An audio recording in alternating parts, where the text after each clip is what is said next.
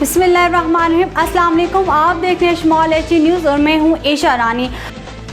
مانسہرہ کے تاجروں نے متفقہ فیصلہ کیا ہے، کل بروز سوموار شٹر ڈاؤن ہڑتال کی جائے گی۔ ظالمانہ ٹیکسز و مہنگائی کی صورتحال برداشت سے باہر ہو گئی ہے۔ حکومت ہائے دن نئے نئے ٹیکس لگا کر عوام کا جینا محال کر رہی ہے۔ سارے ملک کی طرح مانسہرہ کے تاجروں نے بھی کل شٹر ڈاؤن ہڑتال کی کال دے دی ہے۔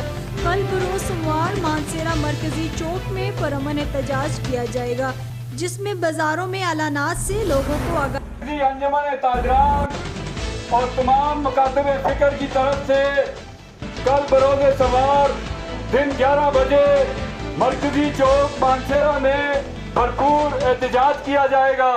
آپ تمام تاجر برادری اور باقی تمام لوگوں سے اس احتجاج میں شرکت کی اپیل کی جاتی ہے۔